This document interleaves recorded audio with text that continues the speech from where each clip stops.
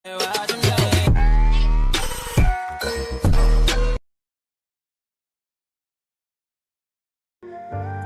जंगल में टुनटुनी और काली कौवी नाम की दो सहेलियां हुआ करती थी।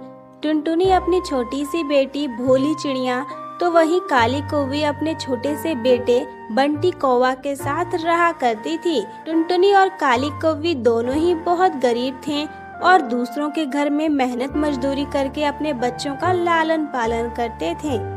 एक दिन की बात है, टुनटुनी और काली कौवी अपने काम पर गई हुई थी। इधर भोली और बंटी दोनों बाहर बैठे हुए थे। तभी वहाँ पर एक आइसक्रीम बेचने वाला आता है।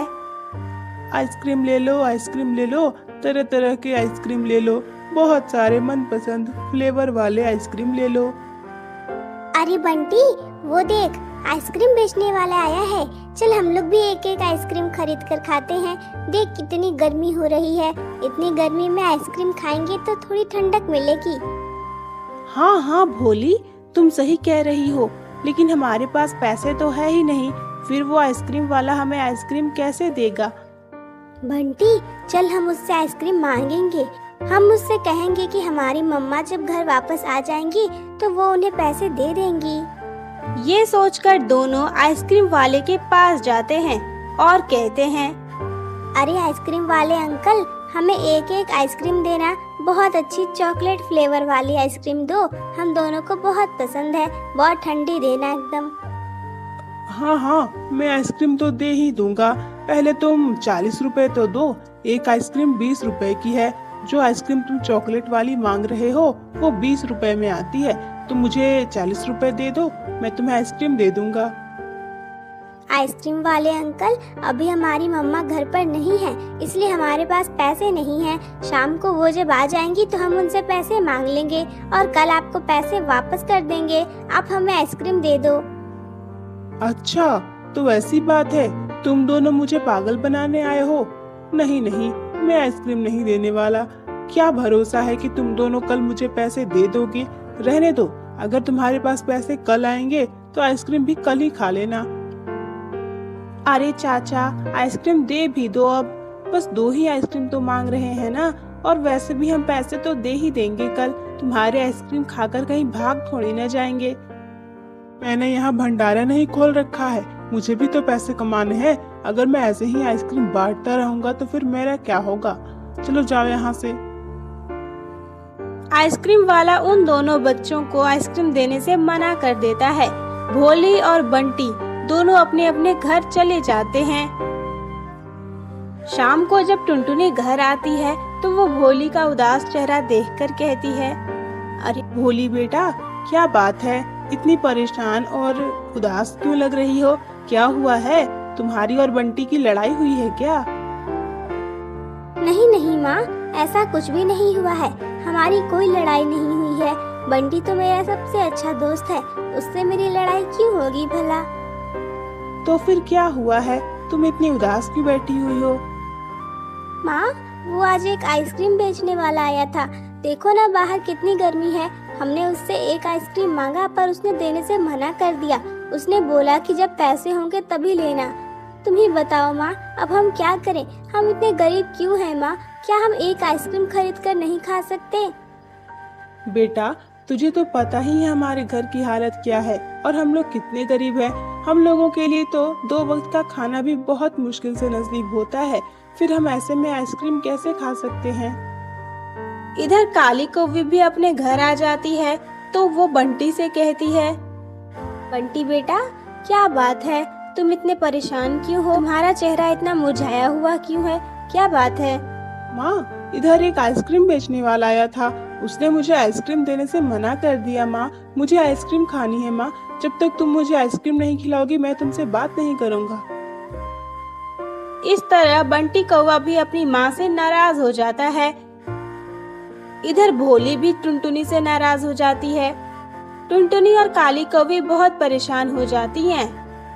अगले दिन जब वो दोनों काम पर जा रही थी तो वो रास्ते में बातें कर रही थी।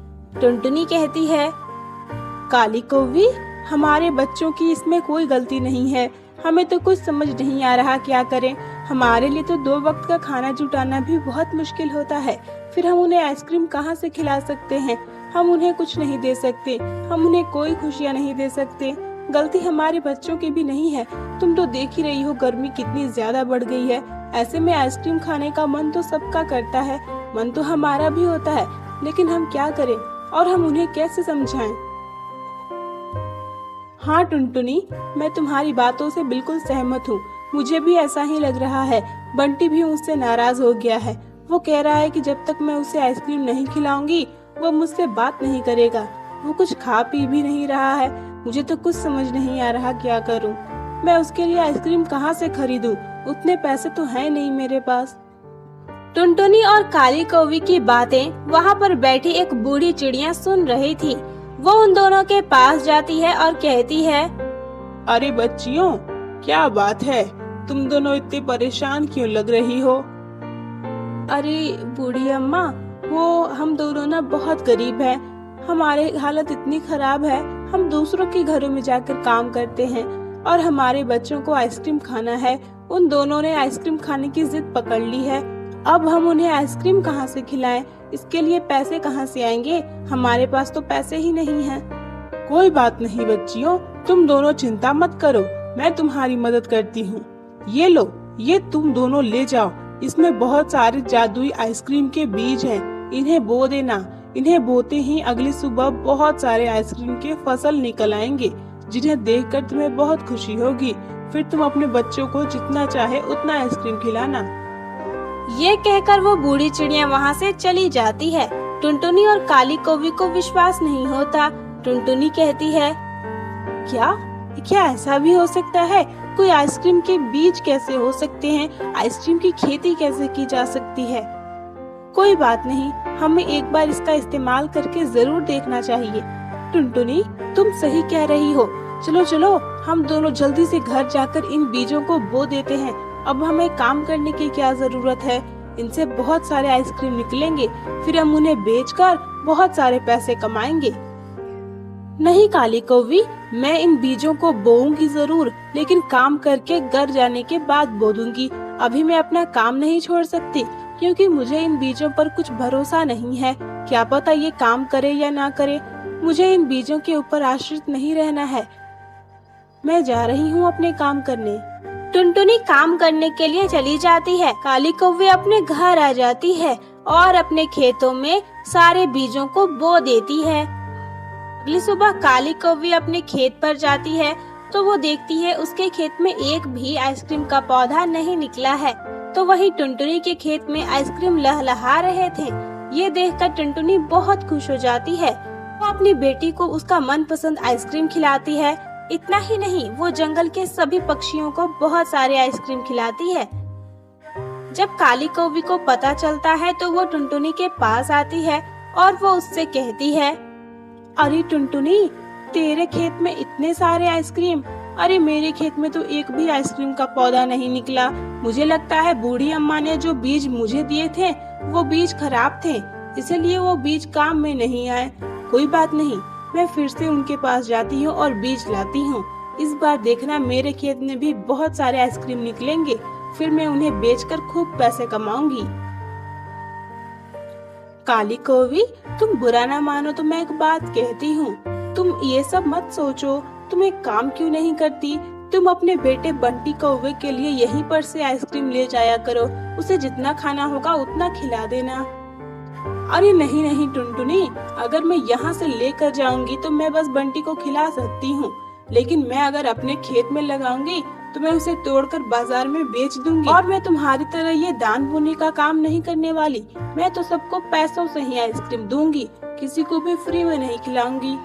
काली कौवी उसी बूढ़ी चिड़िया के पास जाती है और उससे कहती है, अरे बूढ़ी अम्मा, आपने मुझे जो आइसक्रीम के बीज दिए थे शायद वो खराब थे। उन बीजों ने अपना असर नहीं दिखाया और मेरे खेत पे कुछ भी नहीं निकला। क्या आप मुझे वो बीज फिर से दे सकती हो? बूढ़ी चिड़िया चुपचाप उसे फिर से नए बीज दे देती है। काली कौवी उसे लेकर घर आती है और अपने खेत में लगा देती है। अगली सुबह वो खेत पर जाती है पर उसके खेत में कोई भी पौधा नहीं निकला था। ये देखकर उसे बहुत ज्यादा गुस्सा आ जाता है और वो वापस उस चिड़िया के पास जाती है और उससे कहती है, बूढ़ी चिड़िया, आपका दिमाग खराब हो गया है क्या? आप मुझे बेवकूफ बनाना चाहती हो?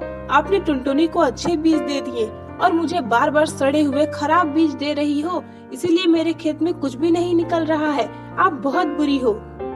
बेटा, मैं बुरी नहीं हूँ और ना ही मैंने तुम्हें कोई भी खराब बीज दिए।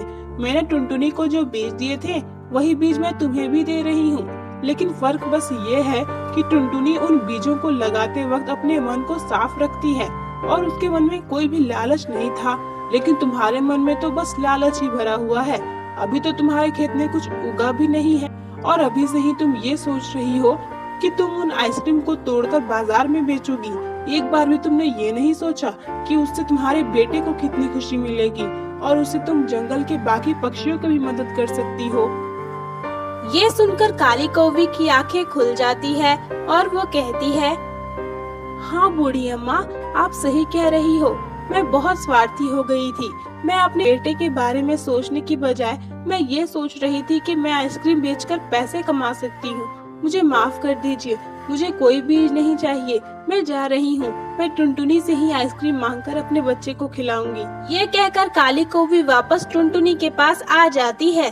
टुनटुनी काली कौवी को और काली कौवी के बेटे बंटी कौवी को बहुत सारे आइसक्रीम खिलाती है। फिर क्या था, इसी तरह टुनटुनी, काली कौवी, भोली और बंटी सभी एक साथ मिलजुल कर हंसी खुशी रहने लगते हैं।